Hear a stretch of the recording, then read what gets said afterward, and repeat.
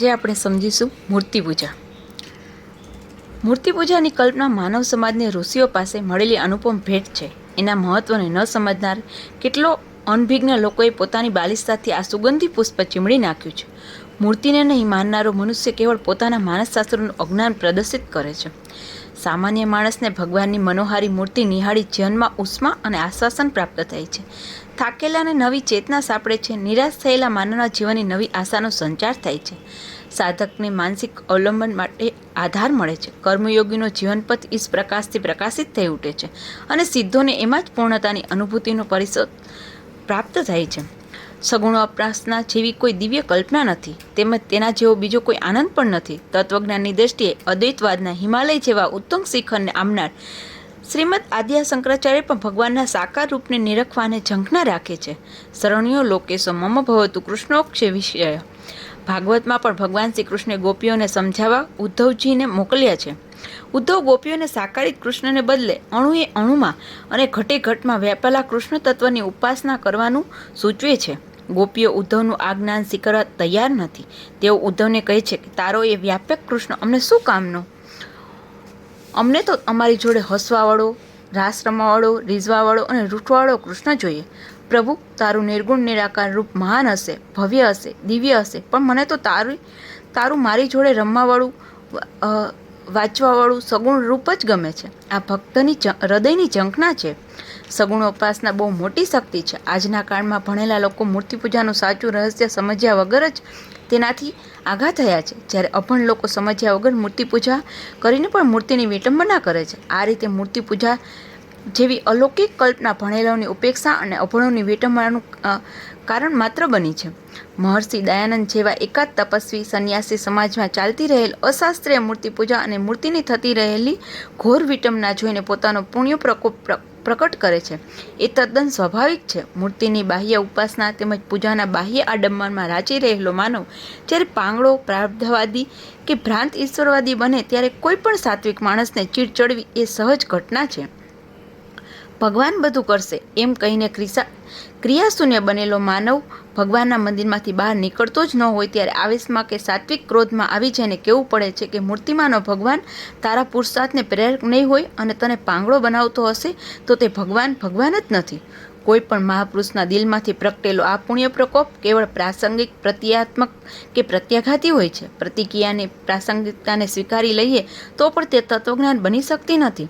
સર્વવ્યાપક ભગવાનને માનનાર વેદોનો આગ્રહ એ જેના જીવનનો પ્રધાન સૂર છે એવા દયાનંદ મૂર્તિમાં તે ભગવત તત્વ નથી એવું કેમ માની શકે? દયાનંદ પર આવો આક્ષેપ કરવો એ તેમની વેદનિષ્ઠાને પડકાર છે, તેમજ આપણી બાલિશતા પ્રદર્શન કરે છે. વળી વેદોના જ અંગ એવા ઉપનિષદમાં મૂર્તિનો સ્પષ્ટ ઉલ્લેખ છે. યા તે રુદ્ર શિવાતું તન અઘોરા પાપનાશિની. આમાં તનુ એટલે મૂર્તિ. દયાનંદનો વિરોધ મૂર્તિ પૂજા સામે નહીં, પરંતુ તેના ઘૂસેલા વહેમ, અંધશ્રદ્ધા, ગાંડપણ કે મૂર્ખાઈ સામે હોઈ શકે. દયાનંદનું આ ઉચ્ચ મનોભાવને ન સમજનાર લોકોએ પોતાના માટે એમને માપવાનો પ્રયાસ કરી એ મહાપુરુષને ઘોર અન્યાય કર્યો છે. કોઈકે તો વળી દયાનંદ મૂર્તિ પૂજાના વિરોધી છે તેના કારણના સમર્થમાં એક વાર્તા પણ જોડી કાઢી. શિવલિંગ ઉપર ઉંદરડાને ફરતો જોઈને એમની મૂર્તિ માટેની શ્રદ્ધા ડગી ગઈ એવો એ વાર્તામાં ઉલ્લેખ છે. ઉંદરડાને પણ જે હડસેલી ન શકે તે ભગવાન શાના? આટલી નાનકડી વાતથી જેને શ્રદ્ધા વિચલિત થાય તે કદી મહાપુરુષ બને ખરો? દયાનંદ મહાનતા જોયા પછી આટલી નાનકડી વાત એના જીવન સાથે જોડી દઈ એમને નીચે લાવવાનો પ્રયત્ન કરનાર માનવ માટે ખરેખર દયા જ ખાવી જોઈએ. વળી ચર્ચાની રીતે જ વિચારવું હોય તો ઉંદરડાને હડસેલી ન મૂકનાર ભગવાન જે અસમર્થ હોય તો જેને કોઈ માથે ન ચડાવે એવા ક્ષુદ્ર ઉંદરડાને પણ જેણે પોતાના શિર પર ધારણ કર્યું તે ભગવાન મહાન જ કેમ નહીં? ખરી રીતે જોતા મૂર્તિ પૂજા એ બહુ ઉચ્ચ તત્વ છે. ભાવપૂર્ણ અને તેજસ્વી જીવનવાળાના હાથમાં મૂર્તિ આવે તો તે વિશ્વનો બાદશાહ બની જશે અને મોહમ્મદ ગિઝની જેવાને હાથમાં આવે તો તે મૂર્તિનું સોનું જોઈ ફટકો જ મારવાનો.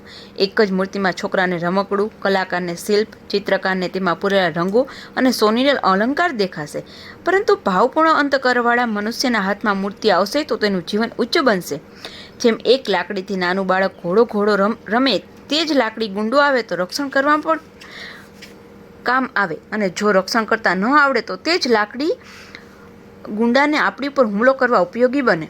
મૂર્તિ પૂજાએ ઘણાનું માથું ભાંગ્યું છે. આખી જિંદગી મૂર્તિ પૂજા દાંડાની માફક મૂર્તિને નવડાવી ખવડાવી અને સુવડાવતા આ જગતની અંદર તેઓ પણ સૂઈ ગયા. ભાવહીન અને તેજસ્વી જીવનો ઓછા થતા હોવાથી મૂર્તિપૂજાનો રંગ ઉડતો જાય છે. મહાપુરુષો જ ખરા મૂર્તિપૂજક છે.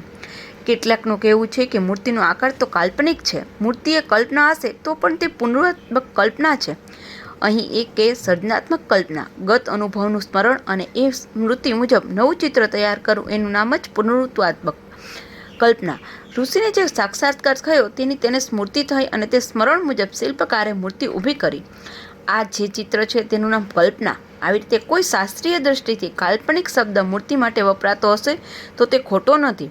કેટલાક લોકો વળી મૂર્તિપૂજા એક પગથિયું છે એમ કહીને નવું તૂત ઊભું કરે છે. મૂર્તિ જીવન વિકાસમાં આદિથી અંત સુધી આપણી જોડે રહે છે. માત્ર 20 ફૂટ સુધી જ પ્રકાશ ફેંકનારી બેટરી આપણને 20 માઇલ સુધી પણ લઈ જાય છે. કારણ કે આપણે જેમ જેમ આગળ વધીએ તેમ તેમ બેટરીનો પ્રકાશ પણ આપણી જોડે જ આગળ વધતો જાય છે. બરાબર તેવું જ મૂર્તિપૂજાનું પણ છે. જીવન વિકાસના માર્ગમાં જેમ જેમ આપણે આગળ વધતા જઈએ તેમ તેમ મૂર્તિપૂજા આપણા માર્ગને નૂતન પ્રકાશથી પ્રકાશિત કરતી જાય છે. વળી મૂર્તિપૂજાને એક પગથિયું માનવું એ બારાખડીની પગથિયું માનવા જેવું છે.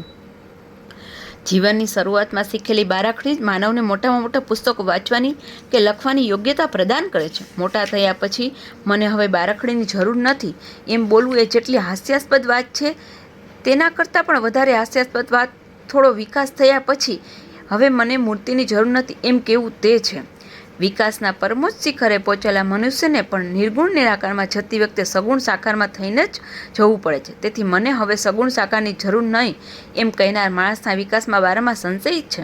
કારણ કે એ યોગ્ય પદ્ધતિ જ ખબર નથી. આવા મોટા લોકોને જવા દઈએ, પરંતુ સામાન્ય માણસોનું મન તો સગુણ સાકાર જ વગર સ્થિર થવું શક્ય જ નથી. મૂર્તિપૂજાની જરૂરિયાત ચિત્ત એકાગ્ર કરવા માટે છે તેવા સ્પષ્ટ રીતે સમજાય તો તે મૂર્તિપૂજાનું માનસશાસ્ત્રીય મહત્વ ધ્યાનમાં આવે. માનસશાસ્ત્રના નજરે જોતા માણસનું મન કદી ખાલી રહેતું નથી, નિર્ગુણ નિરાકારમાં એકાગ્ર બનતું નથી અને એકમછેદે બે વાતોને પકડતું નથી.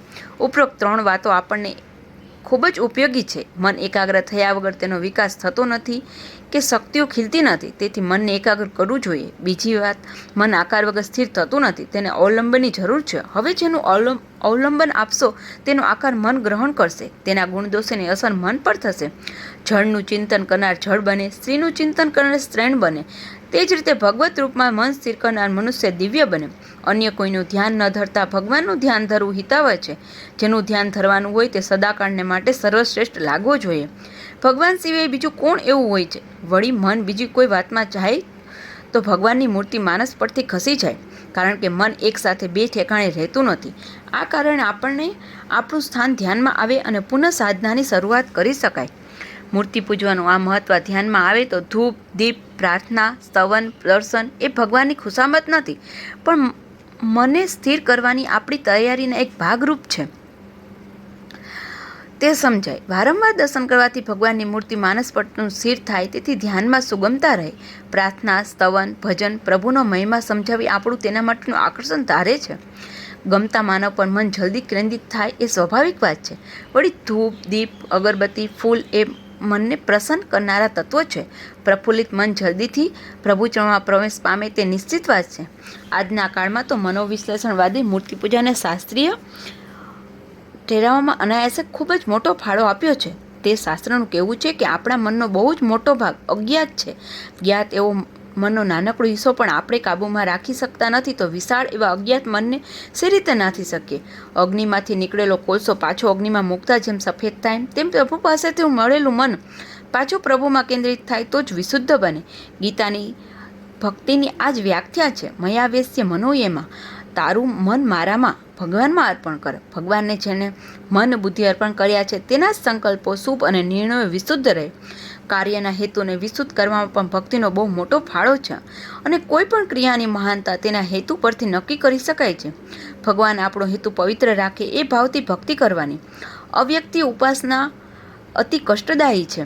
શ્રીમદ ભગવદ્ ગીતામાં કહ્યું છે કે ક્લેશોધિકરસ્તે શ્યામ અવ્યક્તા સક્ત ચેતસામ અવ્યક્તા હિ ગતિ દુઃખમ દેહ વિદ્ય વાપ્યતે. અવ્યક્તમાં ચિત્તની એકાગ્રતા કરવા ઈચ્છનારે અત્યંત કષ્ટ થાય છે, કારણ કે દેહ ઇન્દ્રિય દેહ ઇન્દ્રિય ધારણ કરનાર મનુષ્યને અવ્યક્ત ગતિ પ્રાપ્ત કરવી તે સ્વભાવથી જ અત્યંત કષ્ટદાયી છે. મૂર્તિમાં લાંબા સમય સુધી મનને સ્થિર રાખવાની સાધના એ મનુષ્યનો પ્રયત્ન અને ત્યાર પછી એકાએક મૂર્તિનું ચાલી જવું અને પૂર્ણતાની અનુભૂતિ થવી એ ઈશ્વરની કૃપા. આ બંનેનું મૂલ્ય જ્યાં સુધી સદાય તે જ મનુષ્યની જીવનની પરમોચ્ચ અવસ્થાનું દર્શન.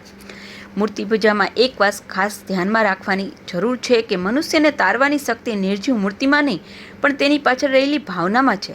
પરબ્રહ્મ પરમેશ્વર આ આકારમાં આ મૂર્તિમાં છે એ ભાવનાની જ કિંમત છે. આપણે ત્યાં મૂર્તિની પ્રાણ પ્રતિષ્ઠા કરવામાં આવે છે અને તે ક્ષણથી જ તે પ્રતિભા સામાન્ય મૂર્તિ મોટી પરમેશ્વર બને છે. અશ્યાપી યાતિ દેવત્વમ મહદ્ભી સુપ્રતિષ્ઠિમ. લગ્ન વખતે કરાયેલા મંત્રોચ્ચારથી કોઈ કન્યાને પોતાની પત્ની તરીકે સ્વીકારનાર માનવ પ્રાણ પ્રતિષ્ઠાના મંત્રોચ્ચાર પછી મૂર્તિને ભગવાન તરીકે સ્વીકારમાં કેમ ખચકાતો હશે?